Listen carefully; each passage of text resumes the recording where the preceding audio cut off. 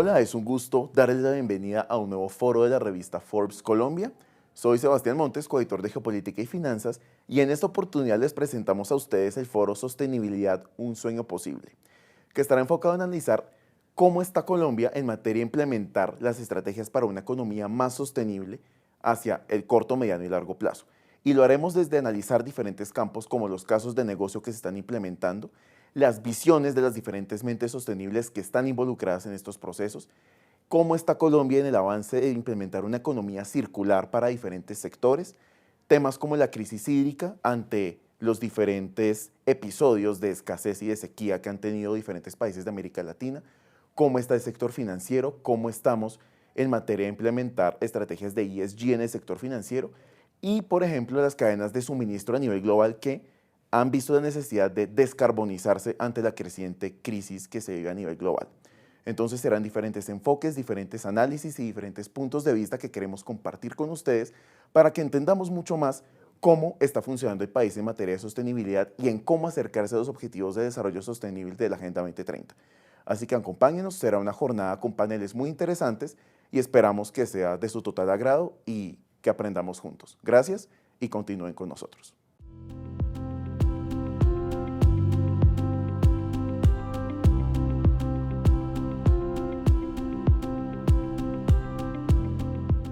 Continuamos con este foro Sostenibilidad, un sueño posible. Mi nombre es Jocelyn Cuartos, coeditora de especiales, y en este panel estaremos conversando justamente sobre la importancia de la cultura organizacional para el logro de estos objetivos de desarrollo sostenible al interior de las empresas.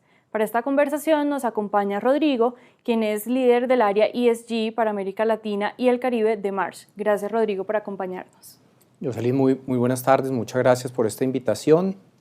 Bueno, estaremos atentos a poder tener esta conversación tan importante en estos momentos. También nos acompaña en este panel Irma Gómez, quien es psicóloga con especialización en gerencia de recursos humanos y está vinculada a la Fundación Konrad Lorenz. Gracias, Irma, por acompañarnos. Bueno, gracias a ustedes por la invitación. Es un tema vigente, actual, y esperamos que sea, como siempre, enriquecedora esta conversación. Muchas gracias. Yo quisiera que empezáramos esta conversación poniendo de manifiesto, Rodrigo, y ya lo adelantábamos un poco en conversaciones anteriores, esta importancia del tema social dentro de la sostenibilidad. Estamos viendo que hay unos riesgos que nos alertan desde el Foro Económico Mundial y quisiera conocer ese panorama que ustedes desde Marsh han venido haciendo sobre el tema. Perfecto, Jocelyn, y bueno, nuevamente un gusto, Irma. Tú lo mencionabas, nosotros en Marsh McLennan hacemos el informe global de riesgos en el marco del Foro Económico Mundial. Y ahorita que lo presentamos, 8 de los 10 riesgos más relevantes de la próxima década tienen que ver con aspectos ambientales, sociales y de gobierno. Y en los temas sociales llama la atención uno que es como la polarización, la falta de cohesión social. Y esa falta de cohesión social no solamente lo estamos viendo desde el punto de vista geopolítico, digamos, de las guerras que estamos viendo, sino también uno lo ve, digamos, con el vecino, lo estamos viendo, digamos, en el desarrollo de las organizaciones, en los territorios, ahorita que se acercan, digamos, los temas electorales, lo estamos viendo, digamos, en noticias, es decir, es un tema que se nos ha vuelto un tema muy complejo, digamos, para las organizaciones y en sí, digamos, para toda la comunidad. Irma, ya hemos empezado a ver, como lo adelanta Rodrigo, este tipo de riesgos en la sociedad, la polarización y la falta de cohesión social, lo menciona él. ¿Cómo hemos llegado a este punto en la sociedad? ¿Qué ha influido para que nosotros estemos en este estado de alerta frente a ese riesgo y cómo está afectando la dinámica dentro de las organizaciones? Muy bien, el mundo ha venido cambiando. Nosotros vinimos desde casi la época del cristianismo en una práctica cultural dogmática, grupal, en donde todos están de acuerdo con el mismo panorama. A partir de allí se viene centralizando una práctica cultural individualista. Las nuevas generaciones han marcado mucho ese individualismo y del colectivismo hemos pasado a una práctica cultural individualista donde más o menos lo que estamos manejando es sálvese quien pueda, yo me salvo y tú mira a ver cómo te salvas. Esto tristemente fue reforzado por la pandemia. La pandemia nos volvió individualistas. La pandemia, además de generarnos problemas de salud mental, que eso no es un secreto para nadie, nos hizo salir individualistas. El sentido de comunidad se perdió. El sentido de identificarme con el otro, cada vez hay una brecha más grande en eso. Entonces, generacionalmente hemos venido de esa tendencia de lo grupal a lo individual, y eso es una práctica cultural mundial que reforzó la pandemia. ¿Qué tan grave puede ser esta situación, Rodrigo, para las organizaciones? Es decir, ¿por qué deben estarse preocupando en este momento por esos riesgos sociales que tanto están generando incertidumbre en las organizaciones? Pues a mí me encanta lo que plantea Irma, digamos, y esa transición o esa evolución, involución, no sabría cómo llamarlo. Y aquí lo que empieza a pasar es que, digamos, estos temas sociales hay que verlos desde dos puntos de vista, desde mi perspectiva. Uno, es lo que puede estar pasando al interior de una organización, cómo, digamos, construir al interior de una organización que sea cada vez más fuerte, que tenga, digamos, unos mayores valores, una ética, que busque, digamos, un compromiso con su entorno, ¿sí? Obviamente desde una visión también desde el propósito económico que tienen las organizaciones, y por el otro lado, desde el entorno.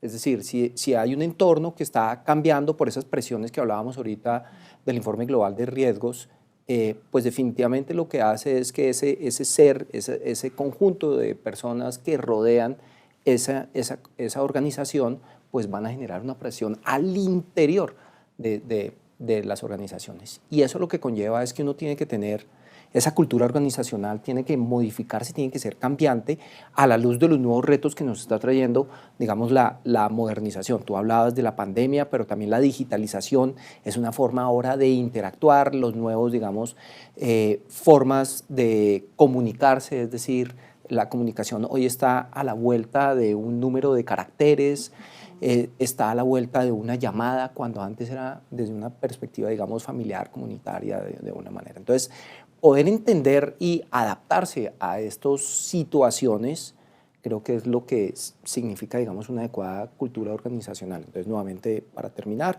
digamos, hay unos retos internos y hay unos retos de esa organización con el entorno que cada vez le ponen, digamos, a lo que es un gobierno corporativo, unos retos muchísimo mayores de entender cómo es que se transversalizan este tipo de situaciones o de riesgos como tal.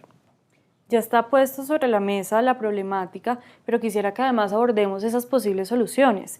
Irma, desde la educación, ¿cómo esa formación de los profesionales que van a encontrarse con el mundo laboral en el futuro puede empezar a influir también en que haya una conciencia de ser más sostenibles y que se pueda dar esta conexión con esa cultura y propósito organizacional? Bueno, en eso tenemos buenas noticias. Hoy día, desde las universidades estamos cultivando semilleros ambientales. Desde la Facultad de Psicología de la Conrad, por ejemplo, estamos ahorita participando en el nodo de psicología ambiental que está avalado por ASCOFAPSI, que es la Asociación Colombiana de Facultades de Psicología. Somos nuevos, la verdad. El Colegio Colombiano de Psicólogos nos acaba de avalar, pero es una buena noticia que ya lo tengamos. Hay ya nodos de psicología ambiental en diferentes facultades del país. Una de ellas es la Universidad del Valle, por ejemplo. Paula Tamayo está a cargo de ese semillero y nos estamos encargando ahorita, por ejemplo, que desde la psicología organizacional unamos la psicología ambiental. Es satisfactorio para nosotros ver cómo las organizaciones están incorporando en sus culturas programas verdes, cómo hoy día se quiere traer la interacción con la naturaleza a la interacción con ambientes construidos y con la psicología, con las personas, porque la psicología ambiental se trata de estudiar esa interacción de las personas con ambientes construidos y con ambientes naturales. Entonces, hay más sensibilidad, hay más credibilidad. Los jóvenes hoy día tienen una preocupación por el medio ambiente que es genuina. Eso es lo que hemos nosotros leído desde las universidades y creo que eso es lo que hay que capitalizar hoy día. Como tú muy bien lo decías, el problema está planteado y los jóvenes de ahora creo que nos están ayudando en esa sensibilidad y en esa resolución para traer todo lo que es el cuidado medioambiental a los contextos de organización. Aquí quiero hacer un paréntesis, Jocelyn, y es cómo entendemos la cultura, porque es que la cultura es un concepto, no sé si tú estás de acuerdo con esto, muy grande, pero podemos entender la cultura con dos niveles. Un nivel de lo que se escribe, pero otro nivel de la interacción. Entonces las políticas, las leyes, los procesos, los programas, los procedimientos tienen que ir orientados hacia esa sostenibilidad. Y eso es lo que estamos trabajando los psicólogos ambientales hoy día. Una vez eso está escrito, hay que socializarlo. Y ahí es donde se conecta lo formal escrito con lo informal, interacción de las personas. Entonces creo que hay que hacer intervención tanto en lo formal como en lo informal para cerrar esa brecha entre lo que está escrito y lo que las personas hacen. De acuerdo, Irma. Si se quiere, Rodrigo, estas son soluciones pensadas también hacia un futuro, hacia esas generaciones que vienen, pero ¿qué podemos hacer hoy? ¿Qué está sucediendo al interior de las organizaciones y cómo podemos empezar a alinear los equipos con ese propósito de ser más sostenibles de las empresas? Yo creo que hay varias cosas y ahorita hablábamos, digamos, de hay unos valores, ¿sí? Y hay un propósito de estas organizaciones. Lo que nos está invitando hoy, digamos, la situación, y llamémosla crisis o la policrisis sobre la cual, digamos, se identifica nuevamente en el informe global de riesgos que elaboramos desde Marsh McLennan, hay que actuar de diferentes maneras. Es decir, hay que verlo como una organización, dónde vamos a incluir o cómo lo vamos a incluir. No solo es ese propósito económico, sino ya nuevamente el propósito interno y el propósito de mi relación con el entorno. Y tú hablabas, Irma, digamos, cómo volvernos más sostenibles. Y ahí hay parte, digamos, ese fundamento. Entonces, nuevamente, construir unos gobiernos corporativos que entiendan esa preocupación, esas necesidades, ese propósito de alinearse con los retos que nos hemos planteado de los objetivos de desarrollo sostenible, del Acuerdo de París, de las cumbres de biodiversidad, entre otros, creo que va a ser parte fundamental. También me gusta que Irma lo decía y seguramente vendrán, digamos, mecanismos de financiamiento que nos van a orientar hacia allá. Tú hablabas de la regulación cada vez va a ser más orientada a estos temas de la sostenibilidad y por tanto, digamos, las organizaciones lo van a tener que incorporar. Y tercero, creo que también en línea con lo que decía Irma es cambios de hábito. Se vienen unos cambios de hábito. Hay unas generaciones que empiezan a presionar cómo es que nos tenemos que relacionar, qué tipo de productos quieren en el mercado. Y eso definitivamente hace que seamos mucho más sostenibles. Y finalmente, las organizaciones las personas cuestionan qué tipo de organización soy. Si yo quiero trabajar en una organización es porque una organización es sostenible, cumple con mis metas, es decir, yo quiero que este mundo tenga un mejor desarrollo, que se reduzca, digamos, por ejemplo, la temperatura, que cumplamos el objetivo de desarrollo de cero pobreza, de luchar contra el hambre, es decir, todo eso quieren. Entonces, las organizaciones empiezan a tener unos cambios asociados, digamos, a esos 4 aspectos que estábamos mencionando. Y, obviamente, en línea hay que construir, digamos, al interior de las organizaciones un talento que permita tener todas estas lógicas para poder dinamizar lo que buscamos como el propósito como tal. Los expertos están hablando de una revolución 5.0 en la que la sostenibilidad y las personas son el centro del negocio, empiezan otra vez a tomar relevancia. Quisiera ya de cierre conocer esas conclusiones finales de ustedes de por qué el individuo vuelve a ser el centro de la conversación para las organizaciones, por sobre la rentabilidad, por sobre otros temas que son igual de importantes, pero por qué otra vez estamos centrados en el humano. Irma. Yo diría que sí estamos centrados en el humano, pero no deberíamos. Deberíamos estar centrados en la naturaleza y en la interacción que los seres humanos estamos dando con la naturaleza. Y esos creo que son de las grandes conclusiones que sacamos en las investigaciones que tenemos en el Nodo de Psicología Ambiental. Y es que hemos sido egocéntricos. El ser humano es el centro de atención y las otras especies y también son seres vivos, las plantas, los árboles.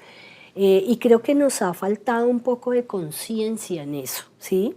Y nosotros, curiosamente, contrario a lo que tú dices, que es verdad que está sucediendo, estamos promoviendo que ese egocentrismo humano baje un poco, ¿sí?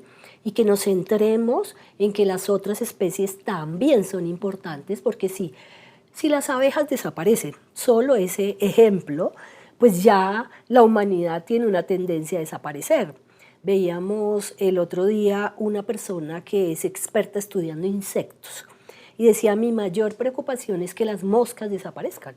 Y uno podría decir, no, yo no quiero ver ninguna mosca, pero si desaparecen, se pone en riesgo realmente nuestra humanidad, ¿sí? Entonces, creo que hay que bajarle, ¿sabes? Creo que hay que bajarle al egocentrismo humano, y una gran conclusión es que esto tiene que permear todos los contextos, la cultura de la organización, pero también las familias.